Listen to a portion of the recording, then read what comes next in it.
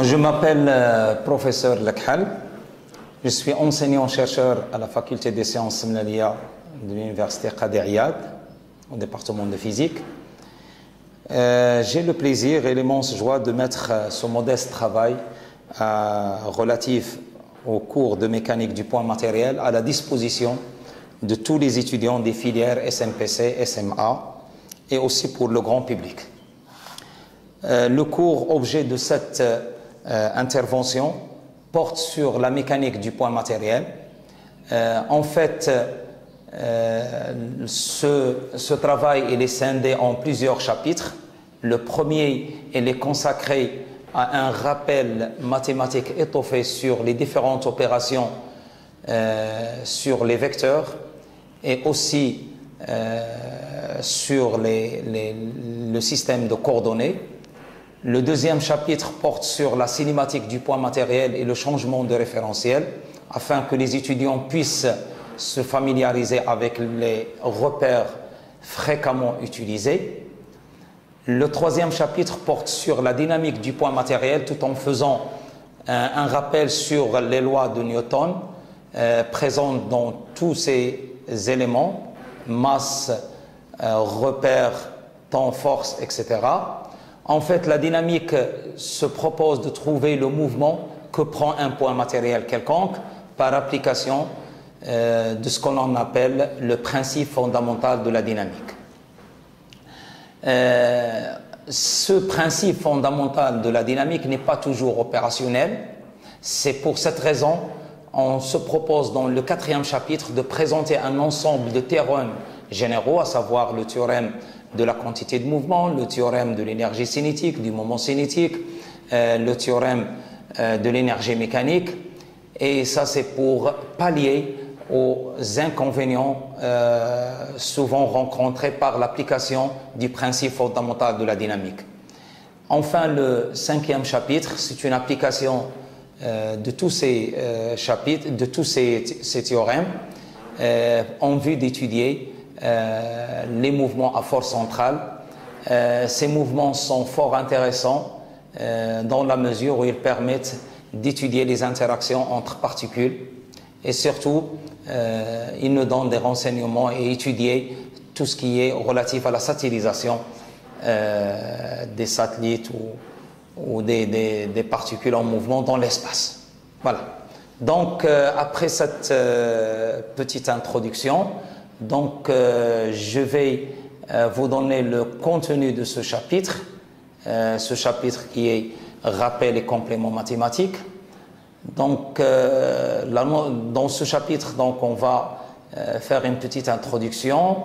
La notion de vecteur, en général, on va aborder les vecteurs, ce qu'on appelle un vecteur lié, un vecteur glissant, un vecteur libre. La notion de repérage d'espace. Donc le repérage, il y a deux façons de repérer, donc le repérage temps et le repérage l'espace, et on va introduire la notion de position. Et enfin, dans cette partie, on va étudier la notion de base de l'espace. Donc on va attacher une base à l'espace dans lequel on travaille.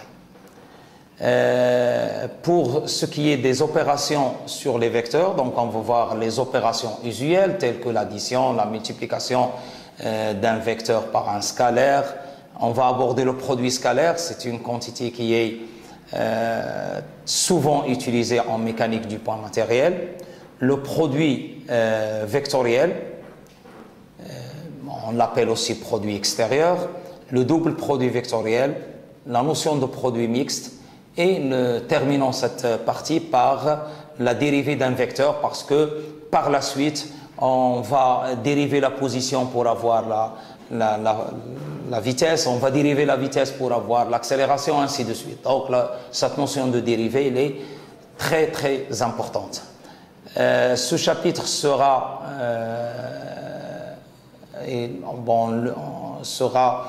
terminé par une étude des systèmes de coordonnées usuellement rencontrés. Et donc, on va voir la notion de coordonnées cartésiennes, de coordonnées cylindriques et la notion de coordonnées sphériques. Voilà, donc on va démarrer notre premier chapitre. Donc avant d'aborder l'étude des mouvements de points matériels, il est intéressant d'apporter les outils mathématiques nécessaires au développement des calculs qu'on rencontre souvent dans la mécanique du point matériel. Pour cette raison, donc on désigne par E l'espace affine de dimension 3 associé à un espace vectoriel de même dimension. Cet espace correspond à l'espace physique réel qui constitue une représentation de l'espace vectoriel E. Bon, c'est des notions mathématiques. Et tout de suite, donc, je vais enchaîner par la notion de vecteur. En général, un vecteur, c'est une grandeur caractérisée par 4 propriétés.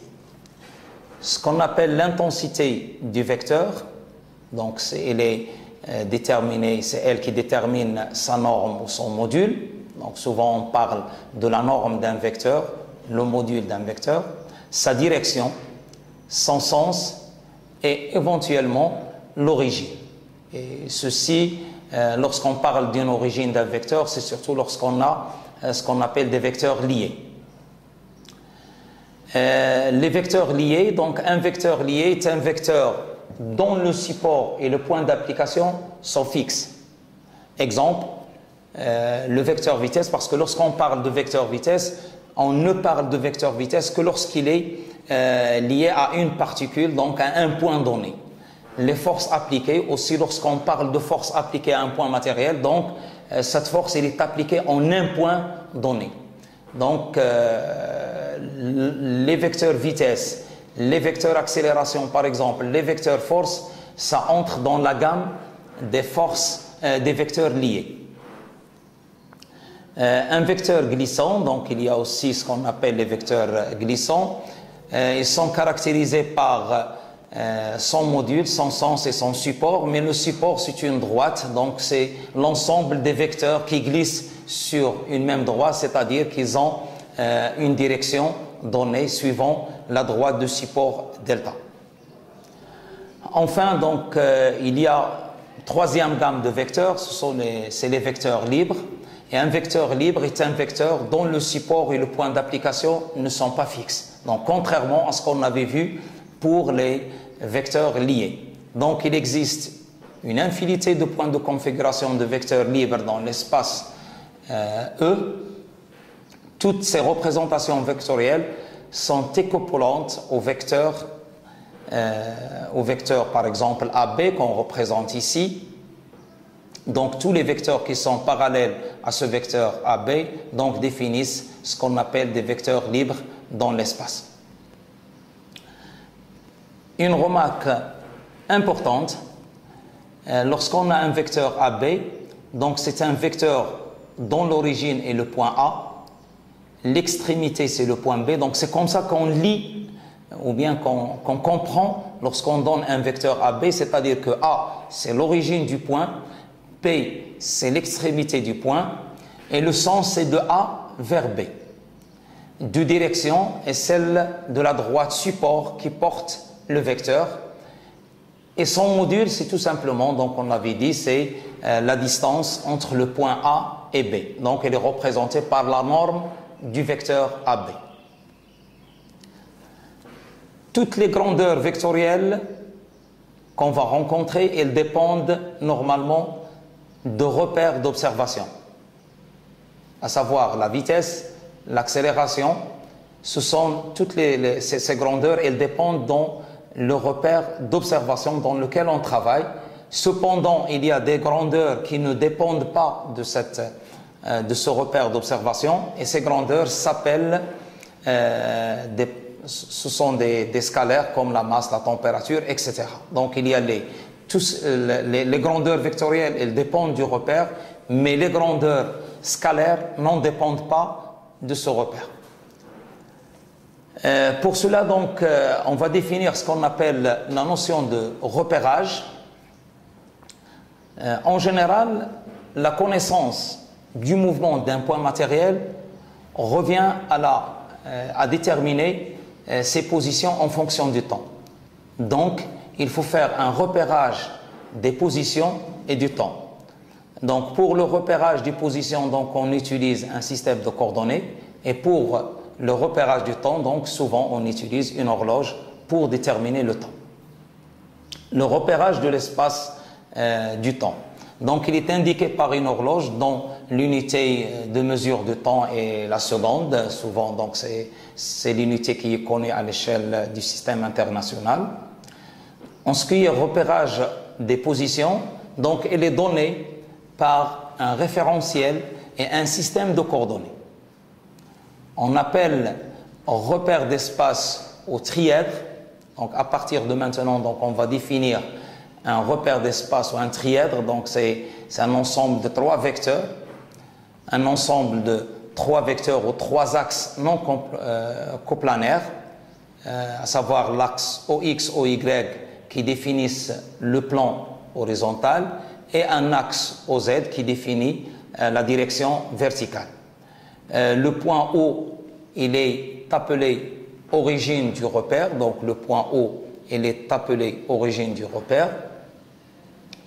Et le repère, il est noté, on le note R, O, X, Y, Z, c'est-à-dire O, l'origine du repère, et X, Y, Z, ce sont les axes. Ce trièdre, il est dit tri-rectangle, c'est-à-dire que les axes, tous les axes forment entre eux des angles 90 degrés, c'est-à-dire que les axes sont perpendiculaires, 2 à 2, et le trièdre, il est direct si ces axes obéissent à la règle du tire-bouchon ou la règle des 3 doigts. Donc, on part de X vers Y, donc de l'axe OX, on trouve l'axe OY et on trouve OZ, donc c'est le sens du tire-bouchon. La notion de base de l'espace-position. Sur chaque axe du trièdre qu'on a défini, donc on va définir un vecteur unitaire de module égal à 1 qui indiquera l'orientation de l'axe. Par exemple, sur l'axe OX, donc on va prendre le vecteur I. Sur l'axe OY, on va prendre le vecteur J. Et sur l'axe OZ, on le représente par le vecteur K. Et ces 3 vecteurs, I, J, K, s'appellent des vecteurs unitaires portés respectivement par OX, Y, OZ. Et on dit que ces 3 vecteurs forment une base orthonormée du repère R, OX, Y, Z. Donc, par la suite, on s'intéresse aux bases orthonormées directes, c'est-à-dire que les vecteurs de cette base sont orthogonaux entre eux, unitaires, et forment un trièdre direct. Et donc, si je prends un point M dans l'espace, ce point M, il sera représenté par les coordonnées X, Y, Z. Donc, on prend le point M, on fait une projection dans le plan horizontal OXY, donc on trouve le point H, et le point H a pour coordonnées X, Y, Z est égal à 0. Donc la Z relative à H est égale à 0. Et donc pour remonter l'axe vertical, donc on ajoute, on fait la projection de M sur l'axe OZ, donc pour avoir la hauteur Z. Donc le point OM, on peut le définir comme étant le vecteur OM est égal à XI plus YJ et plus ZK. Donc après cette petite introduction plus ou moins mathématique sur les vecteurs et sur l'ensemble, la variété de vecteurs qu'on peut rencontrer, sur le repérage dans le temps, dans l'espace, nous passons en revue de certaines opérations nécessaires, souvent rencontrées en mécanique du poids matériel. À partir de maintenant, donc, on va utiliser le support tableau pour démontrer ces opérations qui vont suivre par la suite. Donc, en ce qui concerne les différentes opérations souvent rencontrées en mécanique du poids matériel, donc on considère la base IJK, une base orthonormée directe,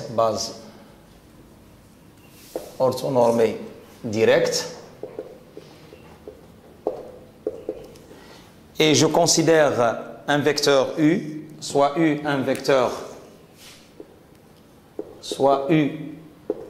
est égal à alpha I plus bêta J plus gamma K, donc un vecteur de l'espace vectoriel E, U appartenant à E, avec alpha bêta, gamma, ce sont les composantes de U dans IJK. Soit V, un autre vecteur, soit V est égal à alpha prime I plus bêta prime J plus gamma prime K. Et on appelle somme des vecteurs UV, donc soit W, le vecteur U plus V. Ce vecteur est donné par, donc est égal à alpha I plus bêta J plus gamma K plus alpha prime I plus bêta prime J plus gamma prime K, qui est égal, donc je vais regrouper tous les termes suivants I, donc c'est alpha plus alpha prime I plus bêta prime J plus gamma prime K. Donc le vecteur somme, il est donné par W, donc c'est tout simplement c'est la somme des composantes suivant I plus les composantes suivant J plus la somme des composantes suivant K. Je vais vous donner un petit exemple d'application. Donc je considère soit soit deux vecteurs U, un vecteur U est égal à I moins J plus 3K, et un vecteur V est égal à 2I plus 3J moins K. Donc le vecteur W, elle est égale, donc le vecteur, donc on a I plus 2I, c'est 3I, et on a moins J plus 3J, c'est plus 2J, et on a 3K moins K, c'est plus 2K. Voilà. Et on peut même vous donner une représentation dans l'espace. Donc, pour représenter des vecteurs dans l'espace,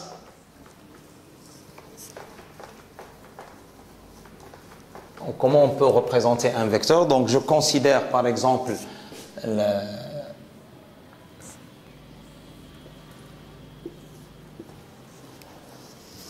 le système de coordonnées OX, OY, OZ et la base IJK.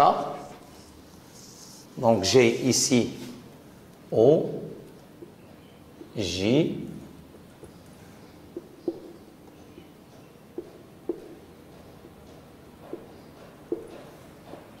Z. Par exemple, je vais représenter le vecteur U est égal à I plus J plus 2K. Par exemple, comment je peux représenter ce vecteur dans l'espace? Donc, je vais prendre I. Donc voilà I, le vecteur I. Donc je vais tracer, au départ, je vais tracer le vecteur I plus J et je vais lui ajouter le vecteur 2K. Donc je trace le vecteur I plus J. Donc voilà, donc je prends I, je mène la parallèle à l'axe OY, je prends le vecteur à partir de J et je mène la parallèle à l'axe OX. Donc voilà le vecteur I plus J. Ça c'est le vecteur. Ce vecteur c'est I plus J. Et par la suite, pour ajouter 2K, donc je vais prendre le vecteur 2K. Voilà 2K. Donc voilà le vecteur 2K. Et je vais l'ajouter à ce vecteur I plus J. Donc je mène la parallèle à partir de l'extrémité de ce vecteur à l'axe OZ. Donc voilà, donc je mène la parallèle comme ça. Et à partir de l'extrémité du vecteur 2K, je mène la parallèle au vecteur IJ. Voilà. Et par conséquent, donc le vecteur, ça c'est le vecteur. Donc comme si je trace des parallélogrammes. Donc voilà le vecteur U est égal à I plus J plus 2K. Une deuxième opération sur les vecteurs, c'est la multiplication d'un vecteur. Multiplication d'un vecteur par un scalaire. Donc, pour effectuer cette opération, on considère un vecteur U est égal à alpha I plus bêta J plus gamma K. Et je vais considérer un scalaire lambda appartenant à R. Donc, ça peut être un scalaire quelconque.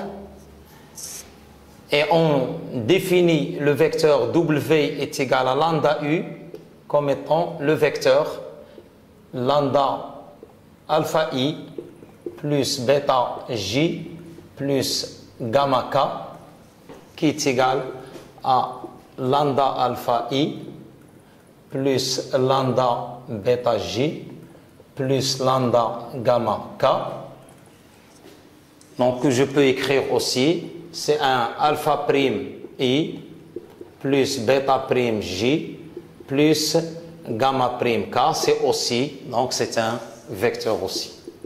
C'est un vecteur de E.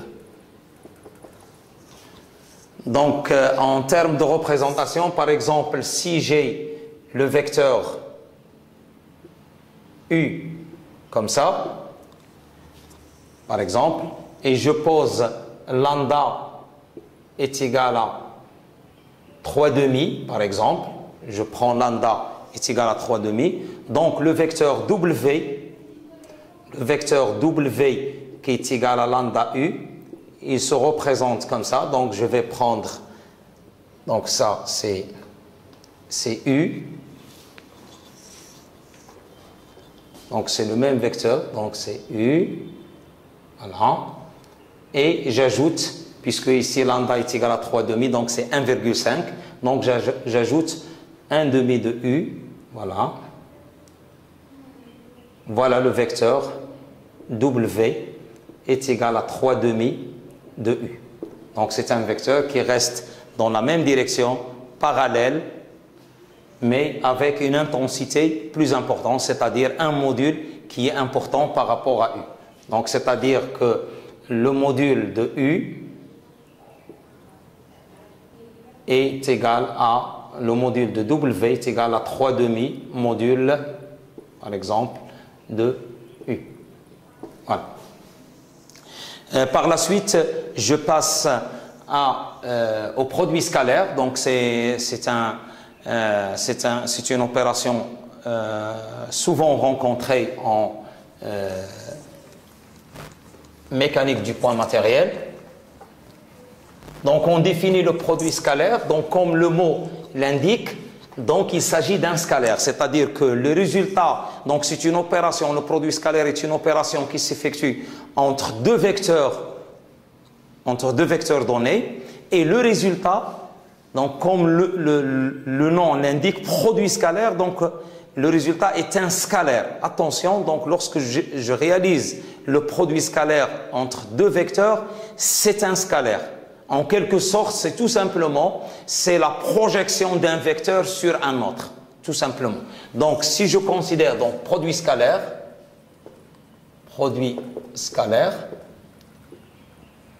si je considère un vecteur U est égal à alpha I plus bêta J plus gamma K, et je considère un vecteur V est égal à alpha prime I plus bêta prime J plus gamma prime K.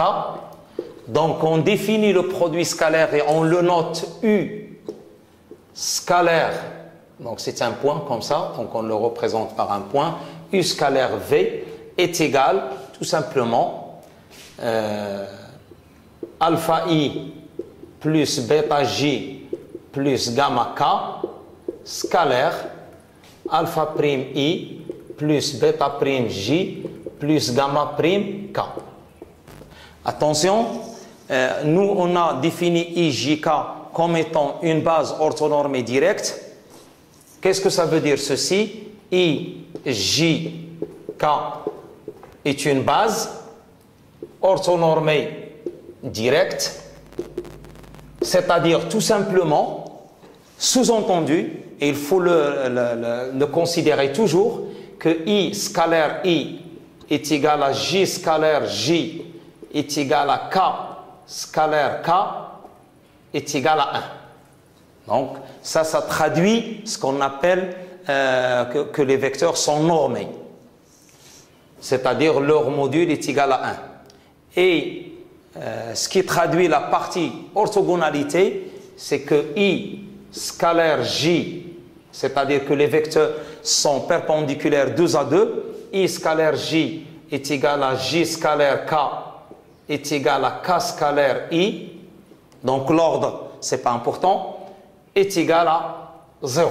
Donc il faut, à chaque fois, n'oubliez pas d'utiliser ces relations pour le calcul du produit scalaire. Et par la suite, donc le produit scalaire U scalaire V, il est égal, donc si j'applique ceci, donc directement je trouve alpha alpha prime plus bêta bêta prime plus gamma gamma prime.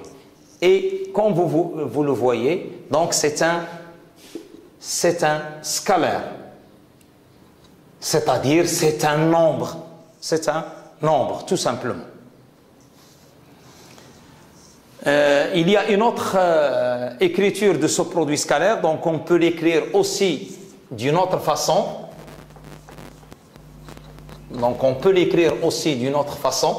Donc si je prends deux vecteurs quelconques, donc soit U et V appartenant à l'espace E, donc U scalaire V, donc on peut l'écrire comme étant d'une autre façon, c'est le module de U qui multiplie le module de V et qui multiplie le cosinus de l'angle entre les vecteurs U et V. Donc ça, c'est une autre écriture du produit scalaire. À titre comme remarque, si je prends un vecteur U, par exemple, et je veux calculer le produit vectoriel de U, le produit scalaire U scalaire U,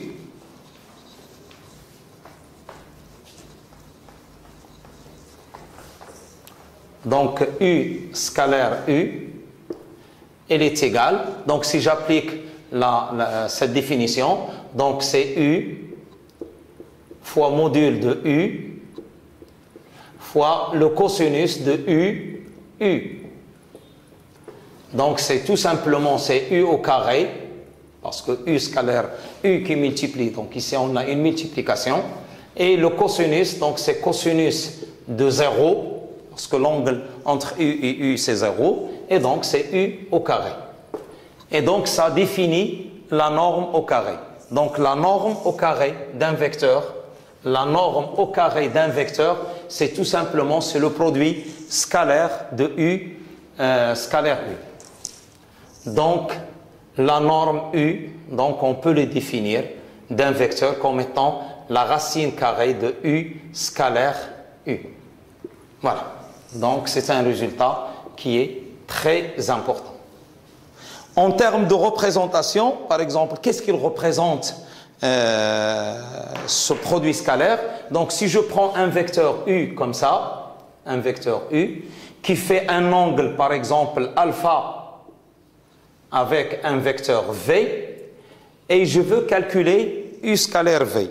Donc ce qui représente U scalaire V, donc tout simplement, je prends le vecteur U et je mène la perpendiculaire sur le vecteur. Donc je fais une projection du vecteur U sur le vecteur V. Donc je prends la projection. Qu'est-ce que ça veut dire la projection? C'est-à-dire mener une droite perpendiculaire à partir de l'extrémité du vecteur U sur, sur le vecteur V. Donc voilà. Et cette partie-là, voilà, cette distance, donc cette distance, elle représente U scalaire V. Voilà. Donc c'est U scalaire V, c'est cette distance-là. Donc entre, par exemple, le point O, O', donc la distance O', il représente U scalaire V. Et ce produit vectoriel, il peut aussi ce produit scalaire, il peut aussi nous donner, par exemple, la possibilité de déterminer un vecteur normé ou le vecteur unité d'un vecteur quelconque. Donc c'est U, soit U appartenant à E, un vecteur quelconque, tel que, donc on définit le vecteur normé de U, et je le note un vecteur quelconque normé, donc que je vais noter U VU par exemple. VU est égal à U sur norme de U scalaire U. Voilà. Donc le vecteur unitaire, donc le produit scalaire, il peut nous donner le vecteur unitaire relatif à n'importe quel vecteur. Donc si on a un vecteur, exemple, peut-être vous comprenez plus avec l'exemple. Si je donne un vecteur U, par exemple, si je donne un vecteur U est égal à I plus J plus K, et on vous demande de déterminer le vecteur normé relatif au vecteur U. Donc je vais le noter V indice U, donc vecteur normé relatif à U. Donc on le définit comme étant VU est égal, comme on a dit, c'est U, donc c'est I plus J plus K sur la racine carrée de la norme de norme au carré, ou bien U scalaire U. Donc U scalaire U ici, donc c'est I scalaire I plus J scalaire J plus K scalaire K, donc est égal à I plus J plus K sur racine carrée de 3. Donc ici on a 1 plus 1 plus 1. Donc c'est racine de 3. Donc voilà le vecteur normé du vecteur U défini par I plus J plus K. Maintenant, par exemple, à partir de ce produit vectoriel, de ce produit scalaire, on peut déterminer aussi l'angle qui existe entre les vecteurs. Par exemple, si on a soit U et V appartenant à E, tel que U par exemple comme ça et V comme ça, donc avec un angle alpha. Et donc comment on peut déterminer, comment on peut calculer alpha.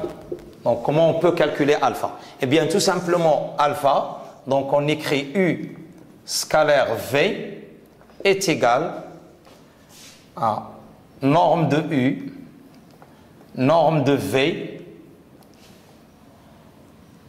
cosinus de U, V. Ça, c'est la définition du produit scalaire. Donc, ce qui implique que cosinus de alpha est égal à U scalaire V sur module de U, module de V. Voilà. Donc, ça permet aussi de calculer l'angle entre deux vecteurs donnés. Bon, maintenant, on passe au produit vectoriel. Produit vectoriel.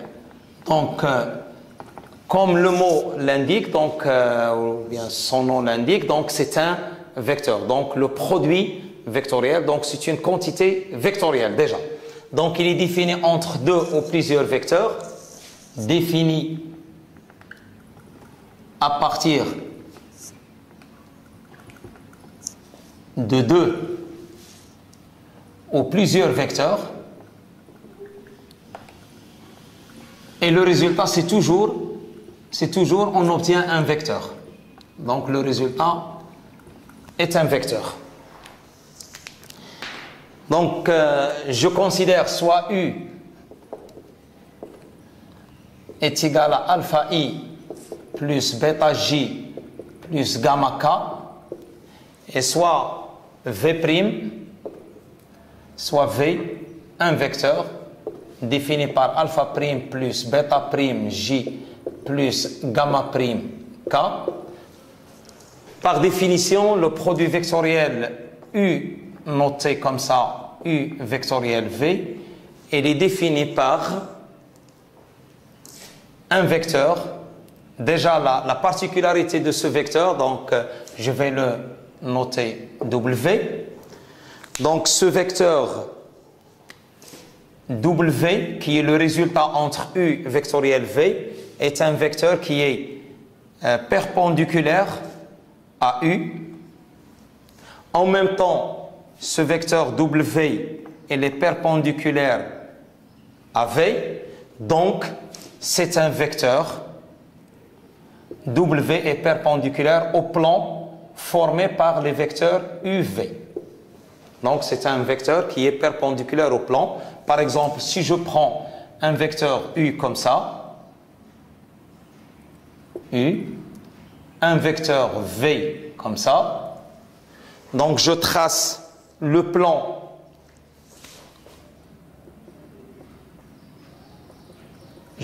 par exemple le plan, donc c'est approximatif, donc ça c'est le plan défini par les vecteurs U et V. Et donc, le produit vectoriel W, c'est un vecteur, comme ça, je vais le noter comme ça, W, et c'est un vecteur qui est en même temps perpendiculaire à U et en même temps perpendiculaire à V, donc c'est un vecteur qui est perpendiculaire au plan formé par U et V. En termes de coordonnées, donc comment on peut déterminer l'expression de ce vecteur-là?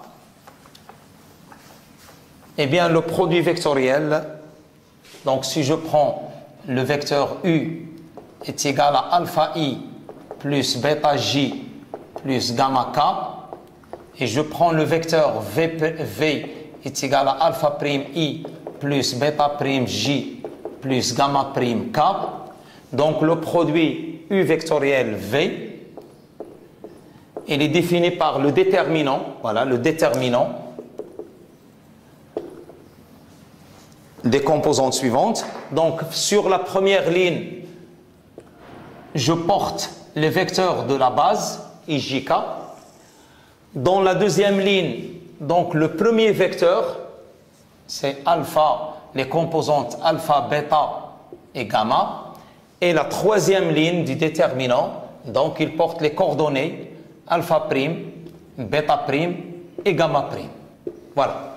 Donc, elle est égale à I, donc le premier, donc la première composante ici pour déterminer, bon, pour le déterminant, chacun a sa propre méthode de calcul, donc, mais je vais prendre une méthode donnée, donc le déterminant c'est bêta alpha prime I, voilà, plus donc je fais une des méthodes, donc j'utilise, il y a plusieurs méthodes pour calculer les déterminants, donc plus alpha prime gamma J plus bêta prime alpha K plus, donc là c'est avec un signe moins et je vais changer, donc alpha prime bêta K plus alpha, donc alpha gamma prime J et plus bêta prime gamma K, donc qui est égal bêta gamma prime plus gamma bêta prime I, ici pardon, c'est I, donc avec un signe moins, plus alpha gamma moins alpha gamma prime J plus bêta prime alpha moins alpha prime bêta et K. Voilà. Donc voilà le résultat de U vectoriel V. Donc il y a une autre façon, ça c'est pour déterminer de façon explicite le produit vectoriel, mais on peut le calculer aussi d'une autre façon. Donc il y a plusieurs façons de le calculer. Donc on a U vectoriel V, donc le module de U vectoriel V, donc c'est le module de U qui multiplie le module de V et la valeur absolue du sinus UV. Pourquoi je fais ici la valeur absolue du sinus? Parce que lorsque je calcule le module de U vectoriel V, donc c'est quelque chose de positif, la norme est positive, et donc c'est la norme de U, elle est positive, la norme de V, elle est positive, mais il faut que, mais attention, le sinus de UV, il peut être positif comme il peut être négatif. C'est pour cela qu'on prend la valeur absolue. Il y a aussi une propriété du produit vectoriel, c'est que le produit vectoriel, contrairement au produit scalaire, c'est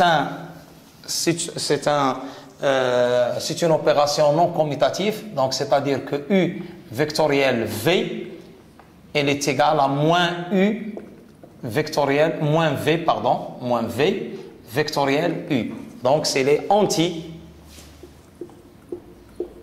antisymétriques. Le produit vectoriel est antisymétrique, parfois on l'appelle anticommutatif, ou bien non anticommutatif. Pourquoi? C'est très simple, parce que toujours le sinus de l'angle UV est égal à moins sinus de l'angle VU. Et c'est à partir de ceci que vient cette propriété d'antisymétrie. Voilà. Le produit vectoriel, la particularité des produits vectoriels, la particularité de ce produit vectoriel,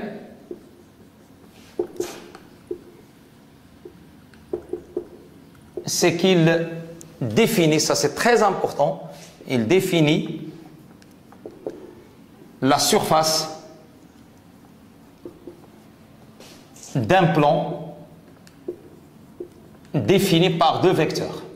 Défini par deux vecteurs donnés. Deux vecteurs donnés. Donc, si on veut déterminer l'aire, par exemple, si j'ai deux vecteurs comme ça, U, UV, U, UV, et ça c'est le plan défini par UV, ou bien la géométrie définie par ces angles. Donc cette surface elle est définie à partir du produit vectoriel. À noter aussi que le produit vectoriel d'un vecteur avec lui-même il est nul.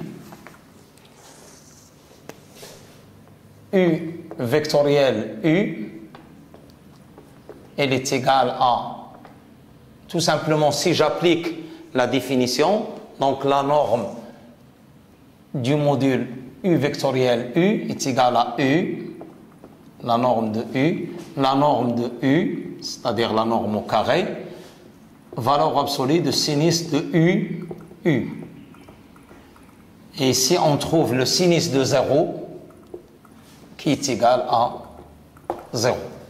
C'est-à-dire que U vectoriel U, elle est égale au vecteur nul. Si V est perpendiculaire à U, si par exemple je prends un vecteur quelconque perpendiculaire à U, ceci implique que le produit U vectoriel V, donc le module, donc est égal à U qui multiplie le module de V fois sinus de pi sur 2 en valeur absolue, et donc est égal à U fois U fois V, pardon, fois V fois 1. Donc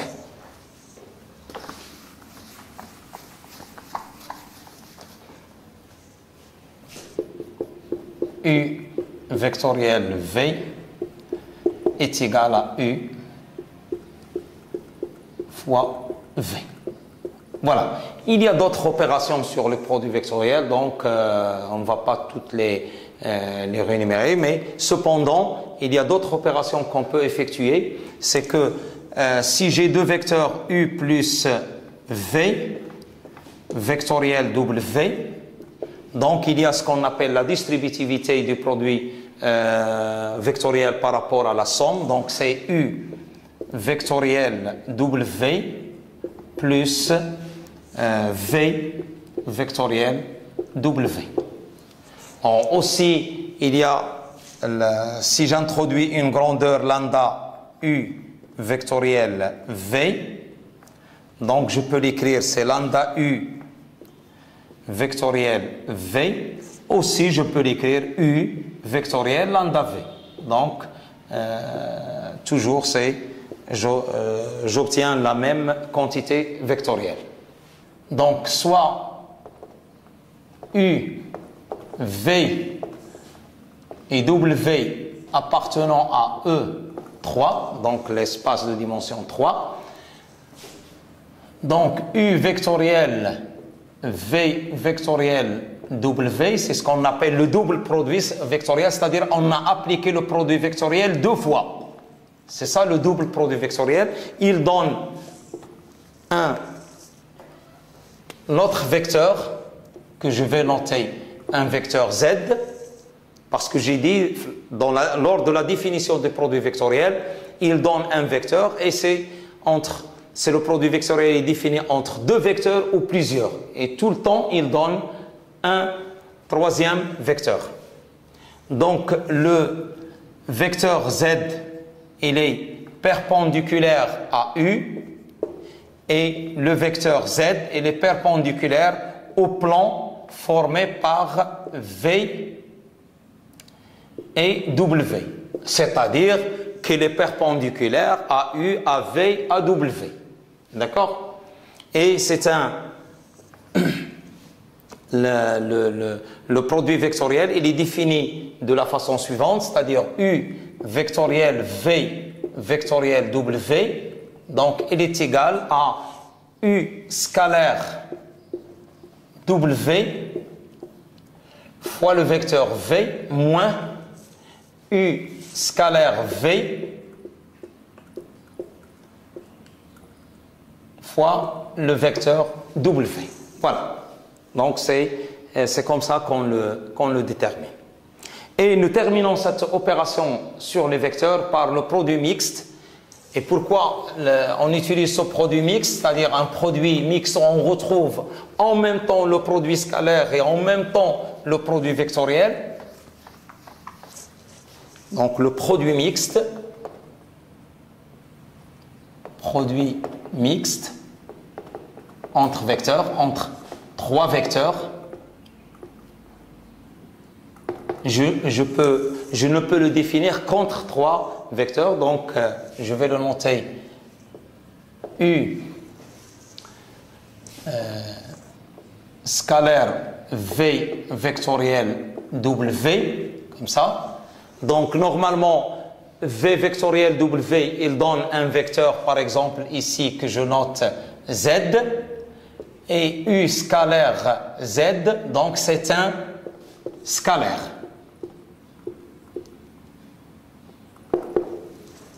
C'est un scalaire. Donc le résultat obtenu à la fin, c'est un scalaire. Et ce qu'il donne l'utilité physique du calcul de ce produit mixte, l'utilité physique, c'est qu'elle permet, ce produit mixte, de définir le volume. Donc il définit le volume du parallélogramme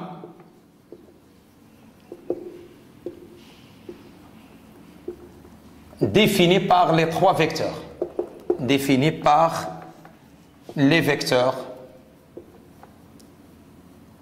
U, V et W. Ça, c'est important. On avait dit tout à l'heure que le module du produit vectoriel, il définit la surface balayée par deux vecteurs, entre deux vecteurs, et le double produit mixte, il définit le volume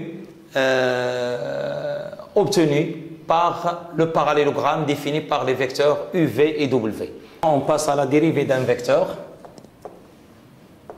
Donc on va définir la dérivée d'un vecteur donné.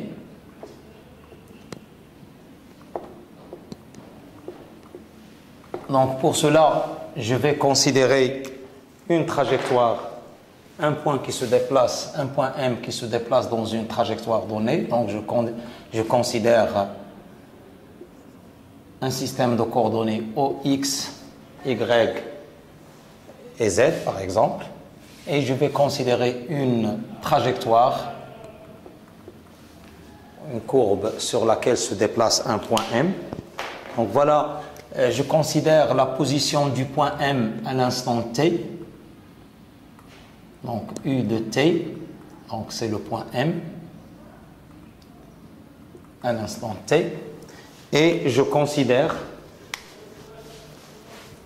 plutôt vaut mieux que je le représente plus, donc U de T, et un autre vecteur, un instant ultérieur, U de T plus dt. Donc ici le point M à l'instant T, ici le point M' à l'instant T plus dt. Donc comment je peux définir la dérivée d'un vecteur? Eh bien d de U sur dt, elle est définie par la limite quand delta t tend vers 0, ça c'est la définition mathématique de la dérivée. Donc c'est la limite quand delta t tend vers 0 de u à l'instant t plus delta t moins u à l'instant t sur delta t. Donc ça donne un vecteur parce que la dérivée ici d'un vecteur, ça donne un vecteur parce qu'on a ici une soustraction de deux vecteurs qui donne un vecteur. Donc c'est un vecteur. Donc on peut le définir aussi. Donc si je pose u de m, u de t est égal à OM, c'est la position du vecteur du point M à l'instant t, et u de t plus dt est égal à OM', eh bien u de t plus dt, ou bien delta t, c'est la même chose, moins u de t est égal à m, est égal à OM, moins OM' qui est égal à m'M. Donc c'est le vecteur M'M. Voilà, donc voilà le vecteur M'M. Et donc avec plus dt tend vers 0, plus le point, plus M et M' sont proches, donc le vecteur M'M' est tangent à la courbe C. Il est tangent à C. Donc le vecteur M'M', il est tangent à cette trajectoire sur laquelle il se déplace le point M. Donc maintenant on va donner quelques propriétés sur la dérivée.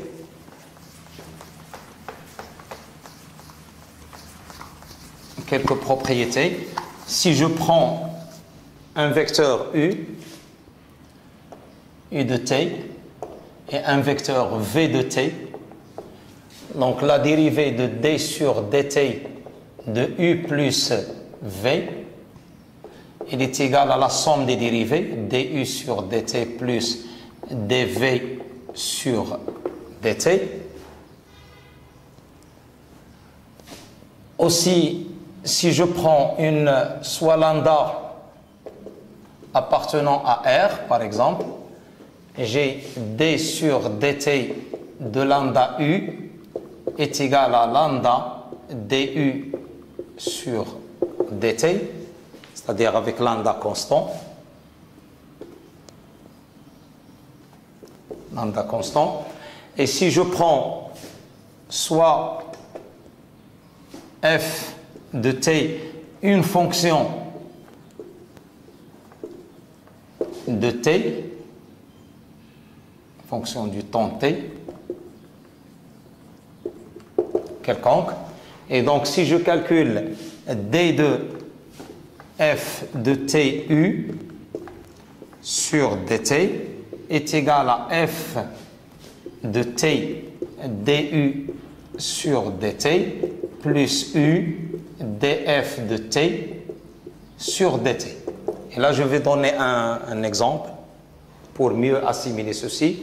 De même, la dérivée du produit scalaire, d sur dt de u scalaire v, est égal à u scalaire dv sur dt plus du sur dt scalaire v, c'est-à-dire que la dérivée, elle est distributive par rapport à l'addition. Il y a aussi, par rapport au produit scalaire, elle est aussi distributive par rapport au produit scalaire. On a d de u vectoriel v sur dt, donc ceci est égal à du sur dt vectoriel v plus u vectoriel dv sur dt. Voilà. Donc, il y a d'autres opérations qu'on n'a pas le temps ici pour les présenter toutes. Mais je vais donner une petite application pour mieux comprendre ceci. Donc, soit u de t est égal à 1 plus t au carré i moins 2tj plus 3t3 moins 1k, et on vous demande de calculer du sur dt. Donc à quoi est égal du sur dt? Donc du sur dt est égal à d de 1 plus t au carré sur dt fois i, plus normalement 1 plus t au carré di sur dt, moins d sur dt de 2t fois j, moins 2t dj sur dt, plus d de 3t3 moins 1 sur dt k, et plus 3t au carré moins 1 dk sur dt. Ça, c'est le calcul rigoureux. Avec, bien sûr, di sur dt est égal à 0, dj sur dt est égal à 0, et dk sur dt est égal à 0 parce qu'on a considéré une base fixe, donc ijk base fixe. ijk base fixe de E, de l'espace vectoriel E. Donc ce qui reste, c'est tout simplement, on va dériver que les fonctions scalaires. Donc d de 1 plus t au carré sur dt est égal à 2t i plus moins 2j et plus 6t au carré, 9t au carré k. Donc voilà du sur dt.